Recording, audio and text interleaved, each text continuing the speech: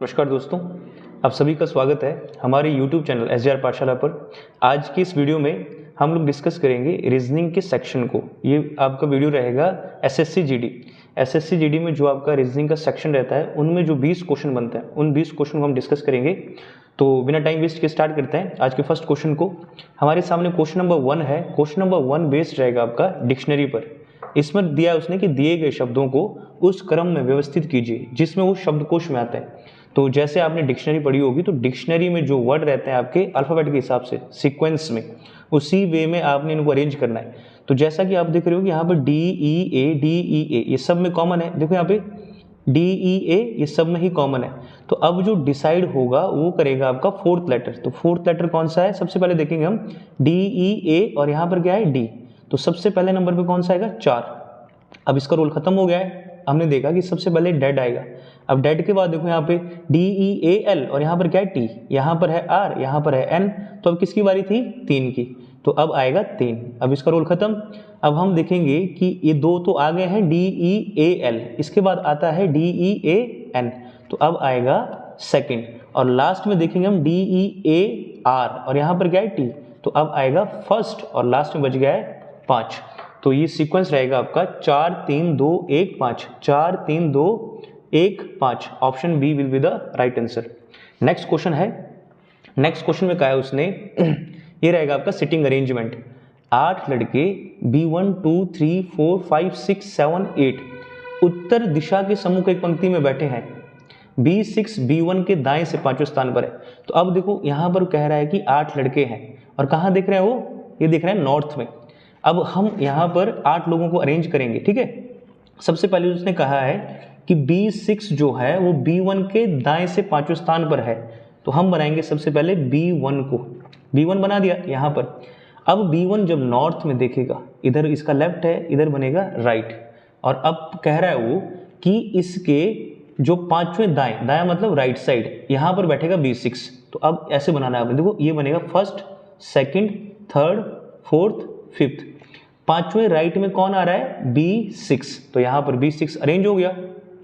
अब इससे अगली लाइन में कहा है उसने B4 B5 के दाएं से 5वें स्थान पर है ना।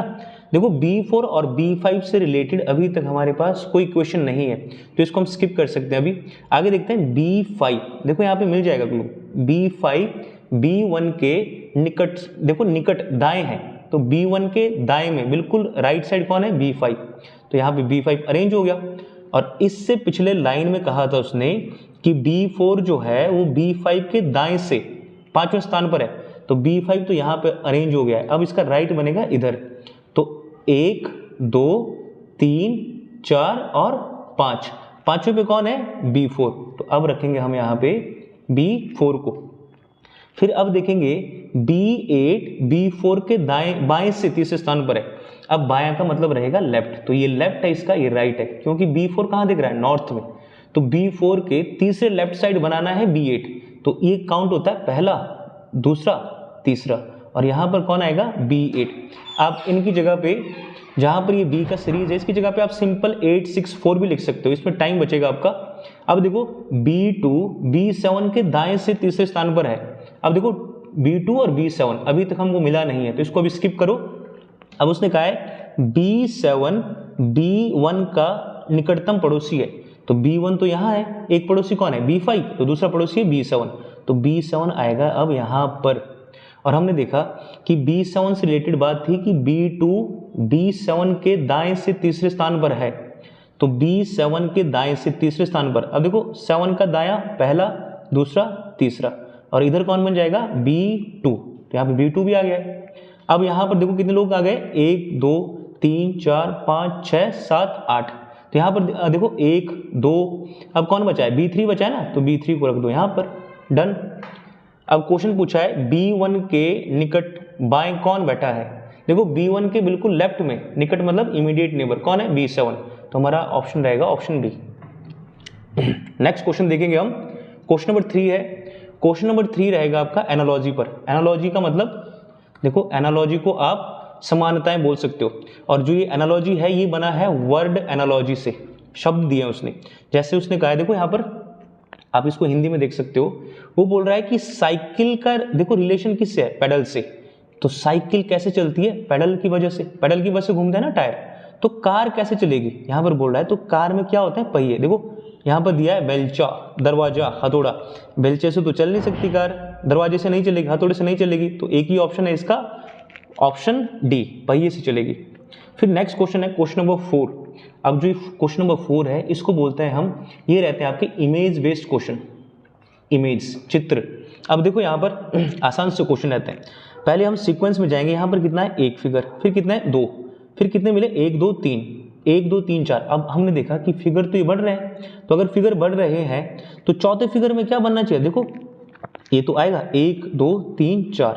तो अब हम देख रहे हैं कि पहले जो फिगर है, पहले फिगर कहाँ है, यहाँ से पोर्शन इसको डिवाइड किया है, फिर ये ऊपर की तरफ घूम रहा है ना, फिर अब इधर की तरफ, दो ही तरफ बन रहा है। पहले बन रहा है इस तरफ, फिर बन रहा है इस तरफ फिगर, है ना।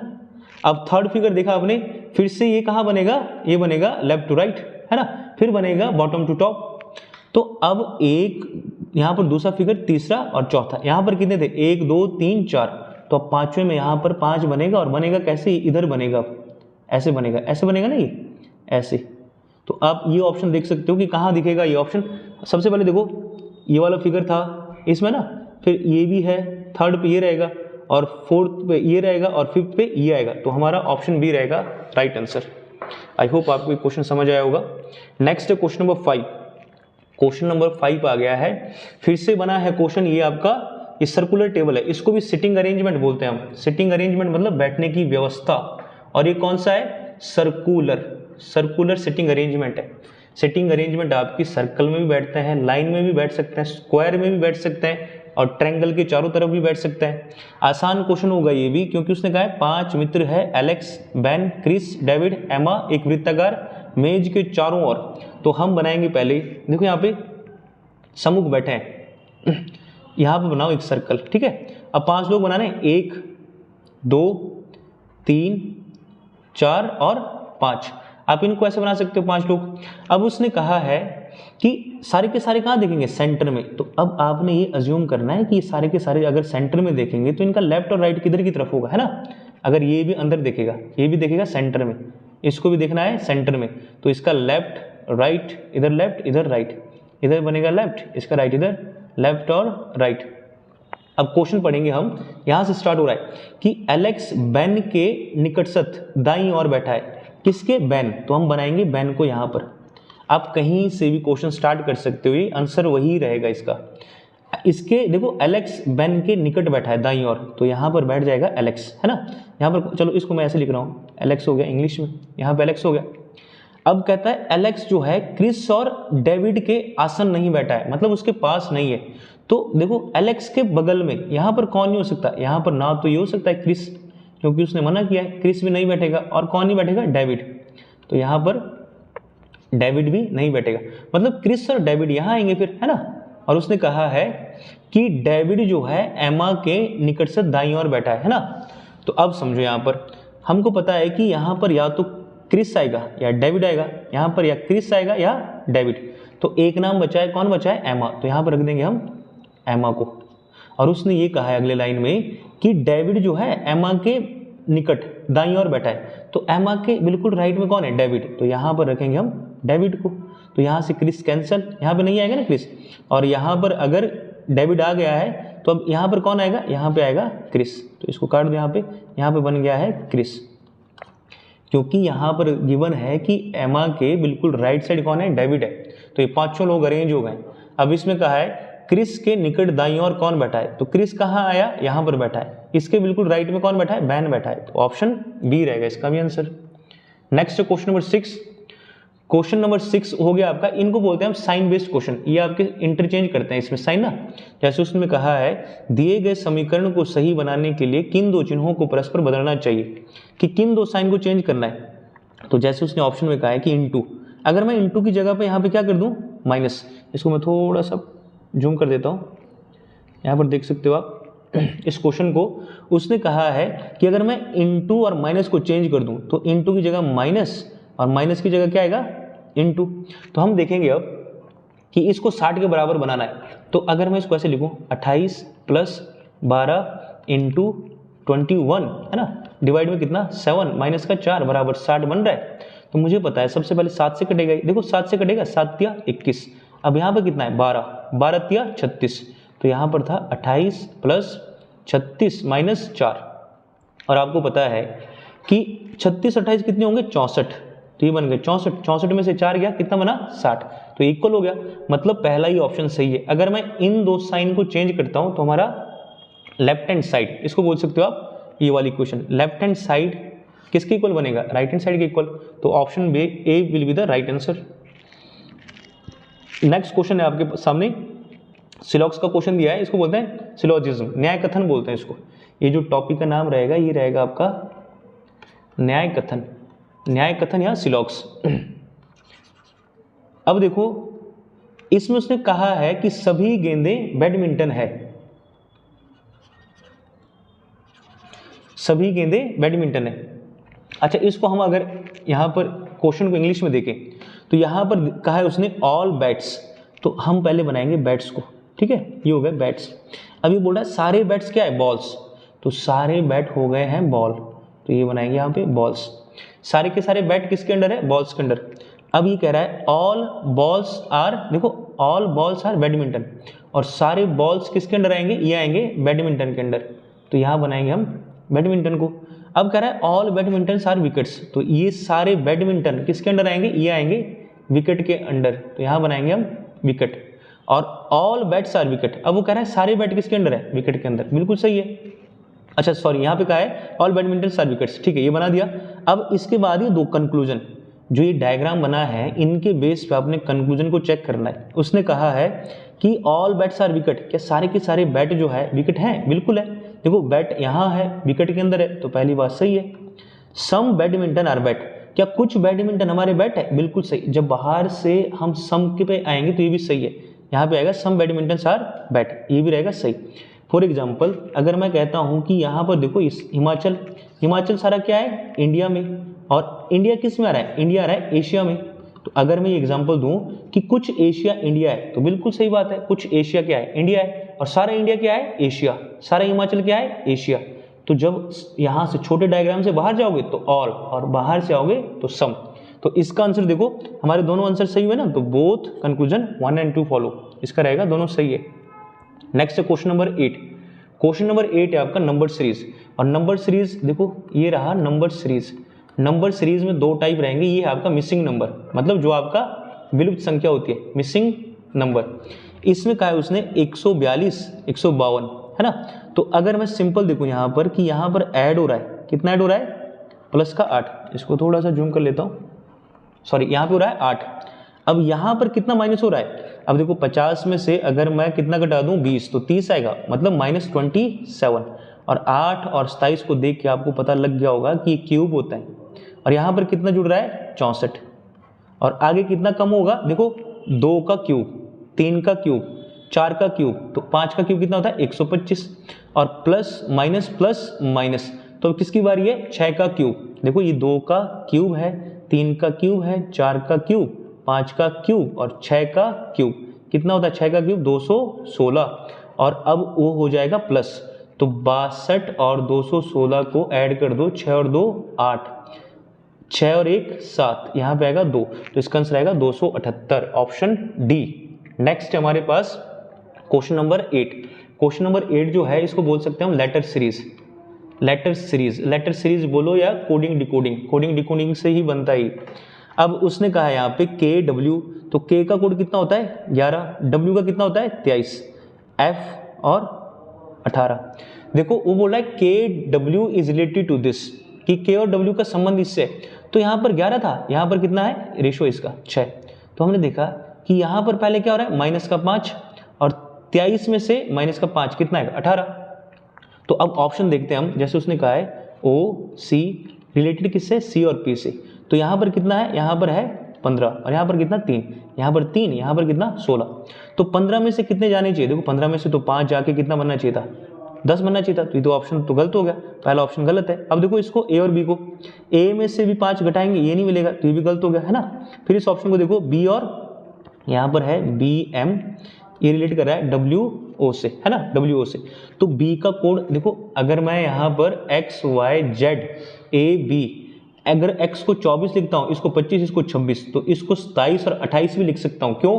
क्योंकि अभी घटाने की बात हो रही है, तो अगर माइनस करना है तो B की जगह कितना आएगा 28, और M का कोड कितना होता है, M का कोड होता है यहाँ पे आपका 13, है ना, M का कोड कितना होगा 13। तो यहाँ पर देखो, यहाँ W का 23 है और O का है 15, तो 28 में से 5 घटा के 23 तो बन सकता है, लेकिन 13 में से 5 घटा के 15 नहीं बनेगा, तो ये भी गलत हो गया। तो ऑटोमेटिकली अब कौन सा ऑप्शन बचा है, लास्ट बचा है, तो ये सही होगा। कैसे सही होगा इसको हम चेक कर सकते हैं। I का कोड कितना होता है 9, और U का कितना होता है 21, और इसका कितना है 4, और इसका कितना है 16। तो 9 में से 5 गए 4, 21 में से 5 गया 16, तो option D will be the right answer. Next हमारा क्वेश्चन नंबर 10। क्वेश्चन नंबर 10 जो है ये रहेगा आपका ब्लड रिलेशन, और ब्लड रिलेशन का टाइप है ये है आपका कोडिड ब्लड रिलेशन। इसी चैनल पर आपको जो रीजनिंग का प्लेलिस्ट मिल जाएगा, उसमें हमने इस टाइप को डिस्कस किया है, तो आप वो देख सकते हो, वीडियो देख सकते हो। अब इसमें कहा है कि अगर इनटू का अर्थ है, यहाँ पर देखो ये सिंबल होता है, इनटू का अर्थ है यहाँ पे माता से, प्लस का अर्थ है पति से, और डिवाइड का अर्थ है बहन से, माइनस का अर्थ है भाई से। तो इसी बेस पे आप इस इक्वेशन को सॉल्व करोगे। अब जब इक्वेशन को सॉल्व करते हैं तो दो एलिमेंट सॉल्व करते हैं। पहले देखो, पहले किसको सॉल्व करेंगे, क्यू और एक्स को। तो क्यू किसके साथ दिया, डिवाइड के साथ, यहाँ पे क्यू है, यहाँ पे क्या है एक्स, तो यहाँ पर रखेंगे क्यू, यहाँ पर रखेंगे एक्स को। पढ़ेंगे कैसे, क्यू एक्स की बहन है, तो यहाँ पे आ गया क्यू बहन है तो माइनस, क्योंकि माइनस डिनोट करेगा फीमेल को, किसकी बहन है एक्स की। और ये साइन आता है, ये साइन किसके लिए आता है, ये साइन आता है भाई बहन के लिए, भाई बहन के लिए। अब ये दो एलिमेंट सॉल्व हो गए। अब ऐसे पेयर बनाने आ गए, एक्स प्लस वाई। देखो x प्लस वाई, तो x यहाँ पे y यहाँ पे, x और y। पढ़ेंगे कैसे हम, x y का पति है, तो x हो गया हस्बैंड, किसका हस्बैंड है, y का। तो अब देखो हस्बैंड के लिए साइन आएगा, क्योंकि सिंपल साइन ये रहता है लाइन आपकी भाई बहन के लिए, ये रहेगा पति पत्नी के लिए। अगर x पति है तो y होगी पत्नी।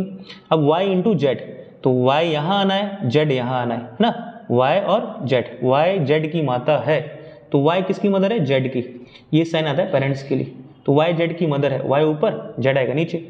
अब ये बोल रहा है इसमें इक्वेशन में व्यंजक में क्यू z से किस प्रकार संबंधित है, मतलब क्यू का क्या रिश्ता है। तो हम देखेंगे z का फादर, ये कौन है, ये z का फादर है, z की माँ उसका पति, यहाँ पे क्या हुआ फादर, z के जो पापा है उसकी बहन क्या होगी, बुआ, तो इस यहाँ पर आएगा पिता की बहन। देखो वो बोल रहा है क्यू का क्या रिश्ता है, तो क्यू जो है वो जेड के पिता की बहन है, ऑप्शन ए रहेगा इसका सही आंसर। नेक्स्ट है क्वेश्चन नंबर 11।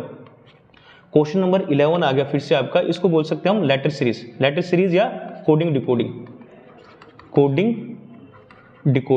अब कोडिंग डिकोडिंग में देखेंगे हम सबसे पहले, इसमें कोडिंग डिकोडिंग में नंबर सीरीज का पैटर्न भी है। यहाँ पर कितना है 10 12 14 16 18, तो अब यहाँ पे क्वेश्चन मार्क की जगह कितना बनेगा, 20 तो बनेगा लास्ट में, है ना। तो 20 वाले कितने ऑप्शन है, 2, ये तो गलत हो गए पहले ही 2। अब देखो यहाँ पे कितना है टी, फिर T U V W x, तो अब किसकी बारी है, वाई की बारी, तो वाई वाले भी 2 ऑप्शन है। फिर देखो अब यहाँ पे कितना है जे होता है 10, फिर एल का कितना है 12, फिर कितना है 14, फिर कितना है 16, और फिर है 18। तो आपको दिख गया कि यहाँ पर भी 2 का डिफरेंस हो। 18 के बाद कितना बनेगा 20, और 20 पे क्या आता है T20, तो यहाँ बनेगा YT। देखो YT और लास्ट में 20 आना चाहिए, एक ही ऑप्शन है ऑप्शन सी। इसको भी चेक कर सकते हो आप, M है ना यहाँ पे, फिर P है 3 का डिफरेंस S, फिर यहाँ पर कितना बना V 22, यहाँ पे कितना बना 25 और 3 28 पे कौन आता है B, तो ऑप्शन सी रहेगा इसका आंसर। नेक्स्ट हमारे सामने फिर से आ गया है इमेज बेस्ड क्वेश्चन नंबर 12 में कहा है उसने कि दिए गए विकल्प आकृतियों में से उस आकृति का चयन कीजिए जिसमें प्रश्न आकृति छिपी है। तो जो ये आपका क्या है, ये प्रॉब्लम होता है, प्रॉब्लम फिगर, ठीक है। तो ये किस में छिपा हुआ है, इसको आपने इन फिगर में देखना है। तो मुझे दिख रहा है कि इसमें ये लाइन भी है ना इस फिगर में, और फिर से ये ऐसे भी बन रहा है, तो इस फिगर में मुझे ये फिगर दिख रही है, तो हमारा ऑप्शन ए। क्योंकि इस फिगर देखो जो दूसरा फिगर है इसमें तो ये मिलेगा ही नहीं आपको, और तीसरे में भी नहीं मिल रहा है, तो ऑप्शन ए रहेगा इसका सही आंसर। ये आसान से क्वेश्चन होते हैं आपके, जो आपके नवोदय एंट्रेंस के लिए रहते हैं। क्वेश्चन नंबर 13 देखो, क्वेश्चन नंबर 13 फिर से हो गया कोडिंग डिकोडिंग बेस्ड। तो उसने कहा है कि अगर लैम्प को LAMP, अगर लैम्प को क्या लिख रहा है IWJL, तो आप बताओ कि लॉग्स को क्या लिखेंगे। तो हम देखेंगे कि यहाँ पर L का कोड कितना होता है 12, 1 13 और इसका 16। ये सारे मैंने ट्रिक्स से सॉल्व किए हैं इसमें कोडिंग डिकोडिंग में। अब देखो ये कितना है, ये है 9, 23, 10 और 12, है ना, 10 और 12। तो आपको यहाँ पर A की जगह पे आप कितना लिख सकते हो 27 भी लिख सकते हो। कैसे, अगर YZA है तो इसका 26 है, इसका 27 है। जब घटाने की बारी आई तो A को कितना लिखोगे 27। अब देखो 12 में से कितने जा रहे हैं 3, तो यहाँ पे 3 हो गया। अब यहाँ पे कितने घट रहे हैं 4, फिर कितने घटे 3, फिर से 4। तो पैटर्न चला है कि पहले 3 माइनस, फिर 4 माइनस, फिर 3, फिर 4। तो अब इसमें से कितने माइनस होना है 3, फिर होना है 4, फिर आएंगे 3 और लास्ट में 4। इसका कोड पता होना चाहिए आपको। लंच 12 बजे, ओ गवर्नमेंट छुट्टी 7वें दिन, ऐसे हुई शादी 19 में। तो 12 में से 3 गया 9, 15 में से 4 गया कितना है यहाँ पे 11, 7 में से 3 गया 4, 19 में से 4 गया 15।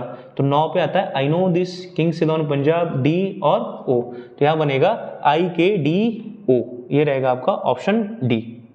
क्वेश्चन नंबर 14 रहेगा हमारा। उसमें कहा है कि क्वेश्चन 14 में कहा है एक निश्चित कूट भाषा में फोर्स को ये लिख रहा है ना, और गेम्स को लिख रहा है ये।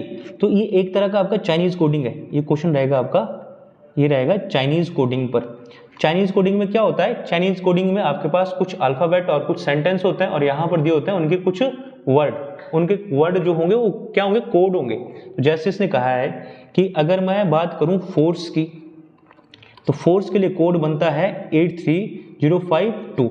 और अगर मैं बात करूं गेम्स की, GAMES, तो गेम्स के लिए कोड बनता है 42761। और अगर मैं बात करूं फॉर्म की, तो यहाँ पे इसके लिए कोड बनता है 08957। तो मुझे दिख रहा है कि इसमें देखो FOR, और यहाँ पर कौन है FOR, और FOR यहाँ पर कितने हैं 3, यहाँ पर 3 लेटर कॉमन है, यहाँ पर भी 3 लेटर कॉमन है। तो इन 3 लेटर के यहाँ पे कोड भी कॉमन होना चाहिए। तो देखो 0 भी आ गया कॉमन, 8 भी आ गया, इसमें 8 भी आ गया है, और कौन है फिर यहाँ पर देखो 0, 8 और 5 भी कॉमन है, तो 5 भी कॉमन हो गया। तो FOR के लिए देखो कौन कौन से कोड है 805, है ना। और अब इसमें देखो GAMES, तो यहाँ पर है गेम्स, और पूछा किसका कोड उसने पूछा है C का कोड। तो अब देखो E यहाँ पर कॉमन है, यहाँ पर, और इसमें भी कॉमन है। तो E का कोड यहाँ पर भी कॉमन रहा होगा। कॉमन क्या है 2, तो यहाँ पे आ गया। देखो E का कोड अगर 2 आ गया है तो बच कौन गया है C का कोड। तो C का कोड बचा क्या था हमारे पास 3, यहाँ पे बचा है ना, तो C का कोड आ गया 3। आपने देखा FOR इसमें कॉमन, इसमें कॉमन, तो इनके जो यहाँ पे डिजिट होंगे ये भी कॉमन आ गए। फिर हमने देखा E फर्स्ट और सेकंड में कॉमन है, तो यहाँ पर इनके डिजिट भी कॉमन है। तो अब हमारे पास कौन बचा है C, जो कॉमन नहीं है, और यहाँ पर कौन था C का कोड 3, तो यहाँ पर आएगा answer D। Next question number 15। Question number 15 रहेगा आपका, इसको बोल सकते हैं हम dice and cube. Dice and cube में बोला है 23 के विपरीत। आप किन्हीं 2 डाइस को पकड़ सकते हो यहाँ पर। 23 के विपरीत देखना, देखो 21, 24, 25, इसमें क्या कॉमन है 21, इसमें क्या कॉमन है 21। अब इन 2 डाइस की हेल्प से मैं बता सकता हूँ कि 23 के अपोजिट क्या आएगा। कैसे बता सकता हूँ, सबसे पहले लिखना है 21 को, ठीक है 21 लिख लिया। अब जैसे क्लॉक चलती है ना, क्लॉकवाइज चलेंगे तो यहाँ पर कितना आएगा 24, तो यहाँ पे लिख लिया मैंने 24। फिर 24 के बाद क्या बन रहा है 25, इसका 21 लिख लो नीचे। अब 21 के बाद क्लॉकवाइज में कितना मिला 23, और फिर कितना मिल रहा है 26। अब जो यहाँ पर एक सीध में बनेंगे वो होंगे एक दूसरे के अपोजिट। तो 23 के अपोजिट क्या हो गया 24, तो हमारा आंसर आएगा ऑप्शन डी। समझो अगर ये डाइस ऐसे होता, 2 डाइस, ये एग्जांपल दे रहा हूं मैं आपको 2 डाइस वाला।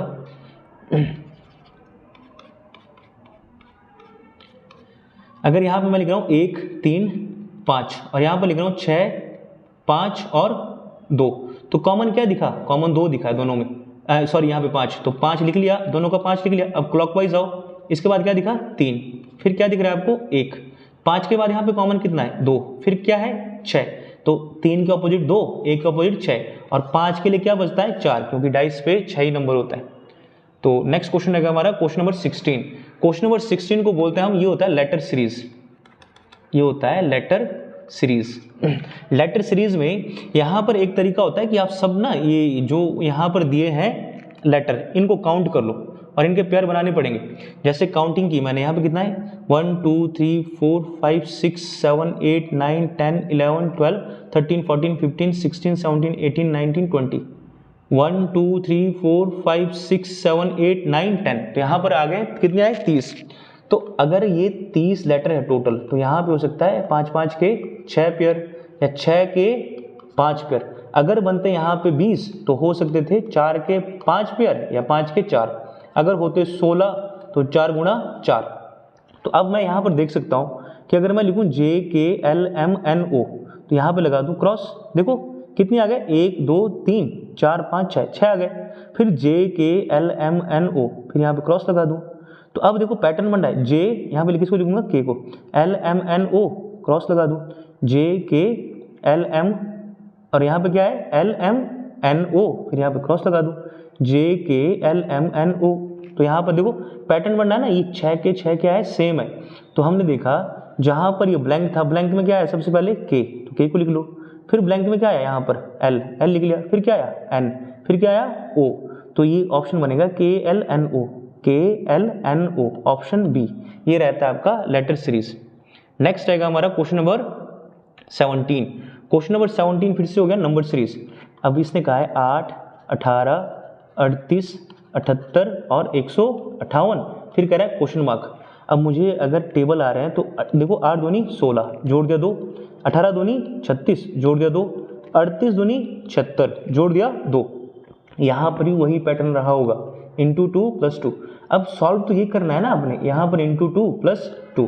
तो 2 का गुणा करूँ 2 8 कितना बनेगा 16, 2 5 10, 10 और 1 11, 2 1 2 और 1 3 और जोड़ना इसमें कितना है 2। तो ये बनेगा 318 ऑप्शन ए।